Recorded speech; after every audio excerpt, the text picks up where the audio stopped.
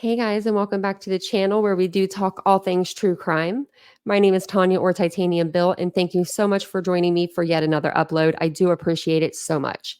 If you are new to the channel, welcome to the channel, and I hope you'll consider subscribing and hitting the like button. It really does help my channel grow. I know we all say it, but that's because it's true. So we're going to be talking about Jillian Kelly today and Veronica Butler. So we're going to go over a little bit of the case backstory, and I have a couple videos I want to show you guys and kind of talk through them. So let's go ahead and get right into it. 5 suspects that are charged, and I do have to use code words during this. I'm sorry. It's because it's so close to being in the beginning of the video. They will clip me. They will get me. So I have to use words like unaliving, things of that nature. I'm so sorry. 5 suspects charged with unaliving 2 Kansas mothers appeared in court Wednesday for a pretrial hearing focusing on the discovery. One missing item is the medical examiner's report that will show how the 2 women died. The 5 defendants are being charged with conspiracy to commit M, with the unaliving allegedly connected to a custody dispute between one of the mothers and her children's grandmother. And that's going to be Veronica Butler. She's on the right of this picture here with the red hair.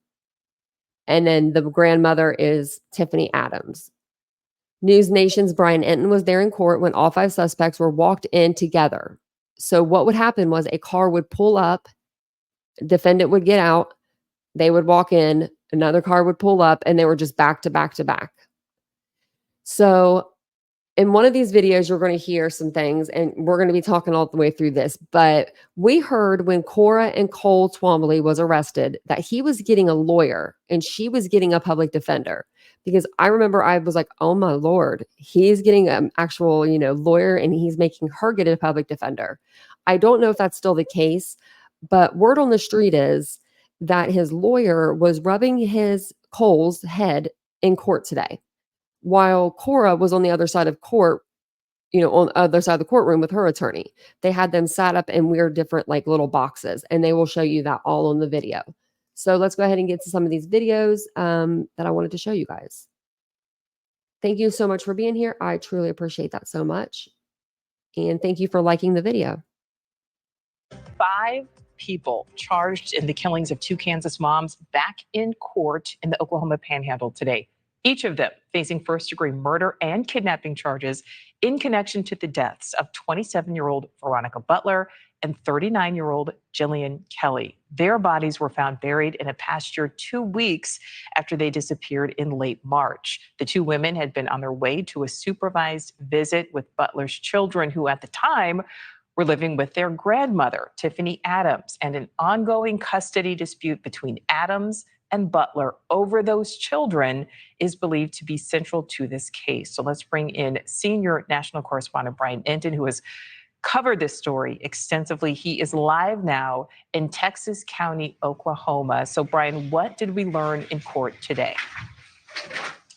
Yeah, Nicole, it's always interesting coming to these court proceedings in Texas County, Oklahoma for this case, because the way it all starts. About a half an hour before, there's intense security. They lock down the parking lot, and you see them walk all 5 of the suspects into court. And that happened once again today. One by one, they would pull the car up. They would take the suspects out. You see Grandma Tiffany Adams there, the alleged mastermind behind the whole crime, and they walk them in, handcuffed and with bulletproof vests on. What was unique this time, though, and the judge said nothing like this has ever happened before in this courthouse, is they had the hearing for all 5 suspects at the very same time. So they were all in the courtroom together, which is a relatively small courtroom. There was a ton of deputies in there to keep everything secure. Victims' family members were there. And they decided that they were going to hold the hearing together. That's what the lawyers wanted, which is somewhat unusual. Normally, you see them separate suspects, even if it's a case tied together like this. That's what they've actually done in the past with the bond hearings. But this time they did it all together. Basically went over the evidence. They're still waiting on a ton of evidence. The defense said waiting to review it. They're still waiting on the medical examiner's report, which is really, really important. They still haven't received it. We haven't received it. We've been requesting it. We're told the latest we've heard is it's going to be 2 to 3 weeks. It's important because we still don't know how these moms, Veronica Butler and Jillian Kelly, died. We don't know the cause of death. We do know, based on all of our reporting, that it was a brutal killing, that they were not. Well, let's break it down. We know that there was a weapon there, a gun, because Jillian carried a firearm.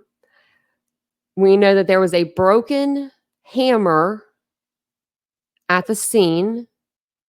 We know there was 2 puddles of the red stuff, blood. And we know when they were buried, there was, I believe, a broken handle of a saw. So, and I'm sure there's more.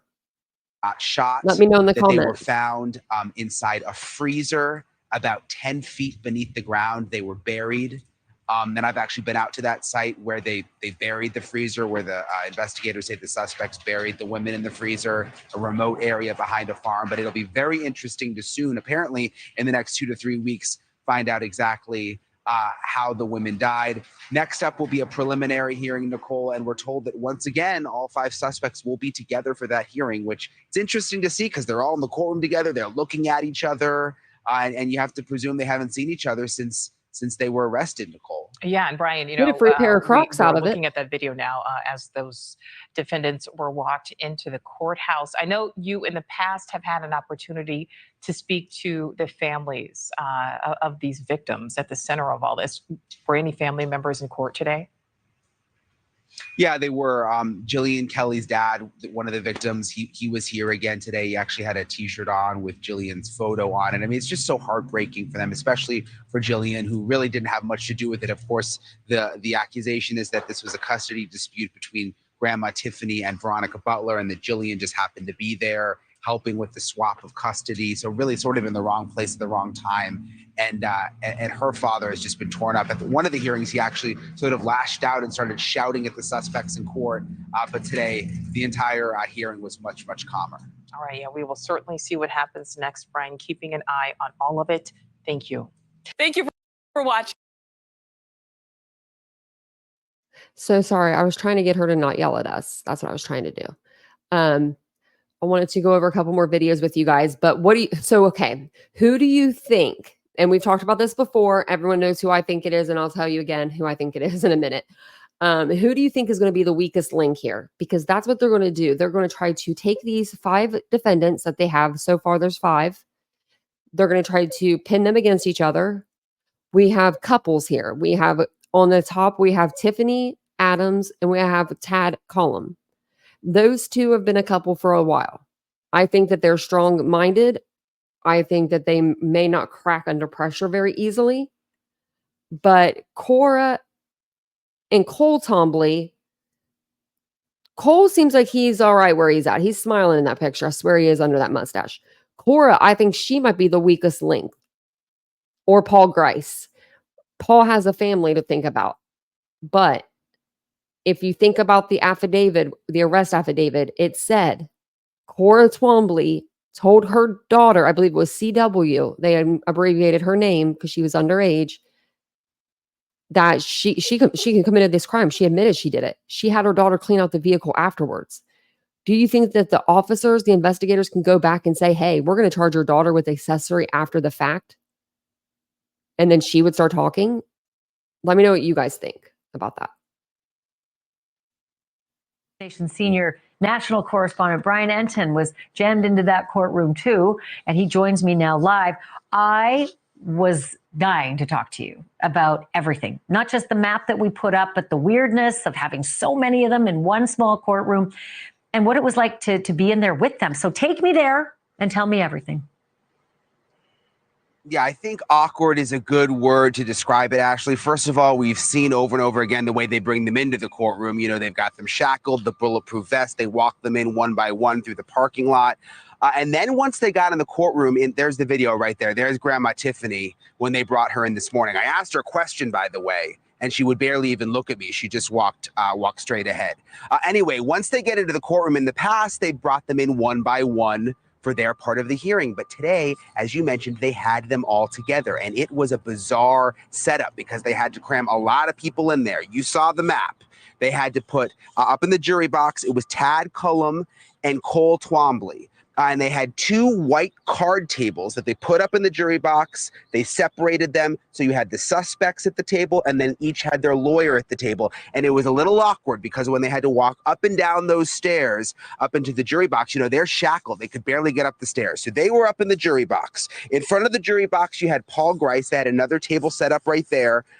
And Paul Grice was sitting there with his attorney. On the other side of the courtroom, on the other side of the judge, was Cora Twombly. Then at the defendant's table, at the big defendant's table that's always there, that's permanent, you had Grandma Tiffany, which I found to be kind of interesting because, you know, investigators have said all along, she's the mastermind behind the whole thing. She got the main table sitting right there at the big defendant's table. Then, of course, you had the prosecutors, and it was full. There were at least 4 defense investigators sitting right in the front row. And then, as you mentioned, also victims' family members. So it was full. It was awkward with them all together. You can only imagine, Ashley, they likely haven't seen each other or locked eyes since they were all arrested. So that I was doing a little reading up on your notes while you were in there, and something just jumped out at me. It was the Twombleys, right? They're not together. They're actually apart, facing each other across the courtroom. And like Mr. Twombly's lawyer is a woman and seemed to be like way more friendly than you would normally see in a courtroom. And that's Cora looking across at her husband. Yeah. What happened? What was going on? Yeah, this was strange. So first of all, you mentioned they're across from each other. They locked eyes. At one point, it looked like Cora maybe was almost crying a little bit. But Cole Twombly has this female attorney.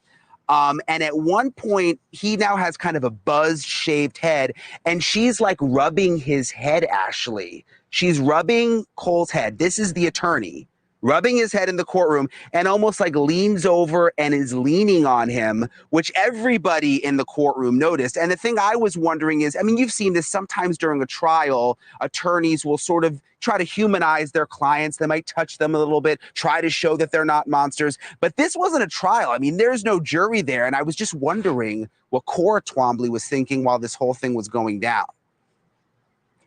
Well, and I'm also thinking, what was that lawyer thinking? Because you should not be, sampling the buzz cut of your client and then, Absolutely not. relaxing teenage movie theater style with your arm around the back of your client's chair, especially since the dynamic is that his wife is right across the way. What was that like? Was she upset? Was she crying?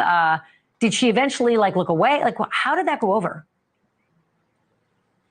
I mean, honestly, our eyes were so locked on what was happening with the lawyer. I actually didn't look over at Cora at that moment. But throughout the entire thing, Cora just seemed to be actually the most emotional. She was teary-eyed. She looked like she was emotional. The others, not so much, really didn't show much emotion at all. Grandma Tiffany, you remember last time we saw her, she had that really tight braid. That was the thing I remember about the last time I saw her walking in. She didn't have the braid this time, it was only partially braided. Her hair has turned much more gray. And she, again, there she is when she walked in. I mean, she doesn't look at anybody really, barely makes eye contact with anybody. She's a serious woman, it seems. And she marched right in that courtroom and didn't really say a word. Well, she didn't say a word, but you talked to some court watchers. I mean, listen, there's a big fascination, not just in that little town and that little panhandle, but all across the country. Some people who were in court came out of court to talk to you. Tell me what you found out.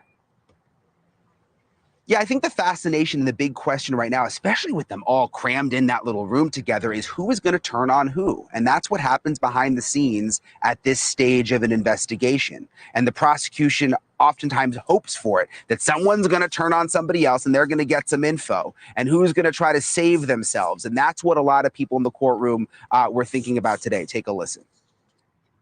Do you get the sense that they're going to turn on each other at some point? It makes you wonder if somebody won't start talking. It'll be interesting to see who, because I think somebody will talk. Who do you think? If I was picking, Cora, maybe, or Paul, one of those two. Tad is very in tune and he likes watching what everybody's doing, because he had eye contact with everybody. He was watching the whole thing between the lawyers and everything. Mm-hmm. So it was interesting. It's interesting she said that about Cora. Again, she did appear to be sort of the most emotional in the moment today in court, Ash. Well, if I'm Cora and I'm looking at my husband doing, footsie and fingersies across the courtroom, I might consider flipping on him. Who knows? That might not be the best, strategy I've ever heard of in a courtroom. Brian. So what do you guys think about that? Playing footsies, handsies and footsies with the lawyer. This case is going to be so wild. I told you guys this is going to be wild when it gets to court. Just stick with me with this one. Do you think that they put Grandma Tiffany in the defendant box like on purpose? I kind of do. She's supposed to be the ringleader, the head of this whole operation. She's the one that had the vendetta against Veronica. Jillian was just a casualty here.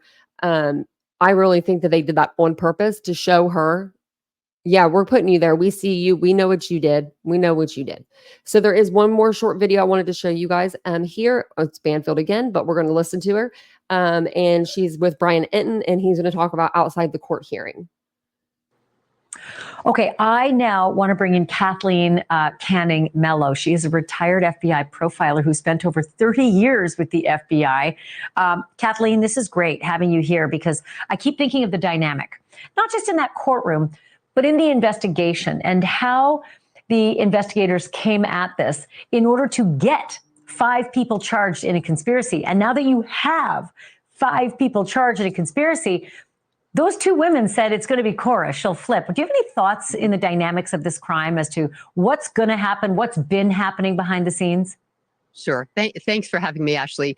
And I just found that video and your statements about what happened in court today fascinating, especially with the defense attorney. So my take on that was knowing that Cora looked to be the weakest, right? And they all want to put up this strong front, right? This is a united team here, and Cora may be breaking. So this is just my supposition that may have been a subtle message by the defense attorney to buck up. You need to strengthen up and not be so emotional, and sort of get her angry by touching her husband, in a way that was inappropriate, and try to get her to kind of buck up and be strong. That's my kind of take on it. But sure, certainly, and this is what is fascinating in such a terrible crime, that they were able to get 5 people to agree to this heinous act, this murder of these 2 women, and to try to keep it quiet. I mean, it's hard to keep 2 people quiet, and having 5 people who are involved in this crime to the degree that they were, and then try to keep it quiet. It's next to impossible. And we already know that Paul Grice has made a statement, and perhaps Tiffany has as well. But Cora, as a mother, I think she probably has the most to lose, right? And I just want to speak to her daughter, because the affidavit tells us that after Cora came home, she disclosed what happened, right? She said, we have killed these women. And I really give a lot of credit to this young woman, because she had the moral thought to say, well, how are we reconciling this? Certainly, Veronica, you've, I guess, reconciled or rationalized that she's an unfit mother, but why did you have to kill Jillian? Like, what did she have to do with this? And then Cora goes the next step and tells her daughter that she needs to go clean the truck out, which the child knew at that point was involved in this homicide. So what she's done is made her daughter an accessory after the fact. So this is, to me, where the hypocrisy lies, right? These people are promoting themselves as heroes to these children, as saviors to these children. And she has now burdened her daughter with the knowledge that this group and her parents have now committed this heinous act, and could potentially be put to death, or certainly serve life in prison. So she's got this now trauma that she has to live with. And she, in her own 16-year-old mind, is thinking, I'm involved in this thing now. They've made me go clean out this truck where there perhaps was blood in this truck. That That is interesting, but I also think that, so the poor kid, right? Because now she kind of knows, Yeah. oh, dear God, what have I done? I've turned my mom in, and look what it was bigger than I thought. I'm 15, you know? Sure. But Yeah. I also think that as an investigator, couldn't you also see, this is sort of how I'm guessing your mind would work. You could go to Cora and pull her aside and say, hey, guess what? We're going to charge your daughter now. So what else do you want to do for us so that we don't charge your daughter? Yeah, is that happening? Do you assume that is a tactic? As an investigator, that would be a tactic that I would use for sure, because this is your daughter now who is now involved in this conspiracy. You've drawn her into this conspiracy. You're responsible for what happens to her next. You know, do you want to see her go to jail for something that you've done, you who purport yourself to be a savior of children? Yeah. So I what can about see why Tiffany's she was the son? one that was Because different. he listen, you know, Tiffany's son has an alibi. He was in a rehab. He was jailed. He was in rehab, and he wasn't there for any of this. But that doesn't mean you can't be a part of something. You can't be part of planning something. And I wonder if there's still, look, we got 5, and that's a lot. But do you think there's a possibility we may end up with more, or do you think the charging's done now that we're at preliminaries? You know, I think it's hard to say, and this is another fascinating aspect of this, that they said so many incriminating things to other people who weren't directly involved in the homicide, right? You have Beasley, who had the property, and Callum goes to him and says, hey, you know, they're looking at me for the disappearance of these women. I used the skid steer on your property. Make sure you tell them that I was just doing dirt work for you. And then there's another gentleman where Grice goes to him and says, hey, how do I get to Mexico? And what is about the, you know, the resiliency of DNA testing, right?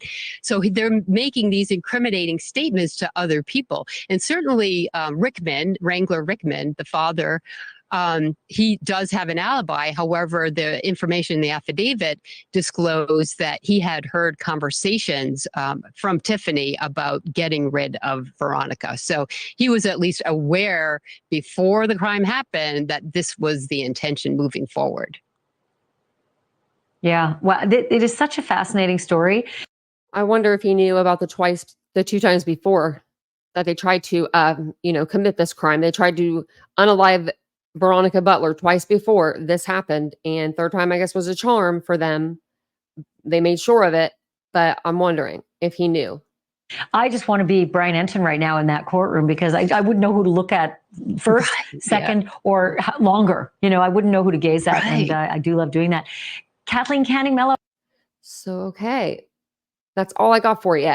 Those were the videos I wanted to show you guys today. Sorry I clapped into my hand. I hate when people clap on the microphone. I hate that so much. And I just did it. But thank you guys so much for being here. I really do appreciate it. I wanted to get you guys a little update in this case because we haven't covered it in a little while on the channel because there hasn't been any updates. So if this is a case that you guys are really interested in, make sure that you comment below, not into like if this is a premiere, but if actually into the comment section, go down there and comment, hey, I want you to follow this case. I want you to follow this case. And if we get a good amount, I'll keep following it and we'll do a live and we'll do all the things. So let me know what you guys think in the comments below. Let me know what you think about them all coming into court one by one.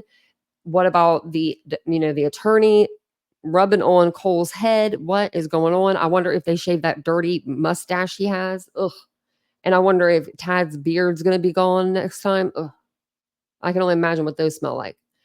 I wonder if they're going to try to charge her daughter or try to say something like, along those lines of like, hey, we're going to charge your daughter with accessory after the fact if you do not, give us more information. But let me know what you guys think in the comment section below, and I will see you guys all in the next live. I appreciate you guys being here so much. Bye, guys. Have a great weekend.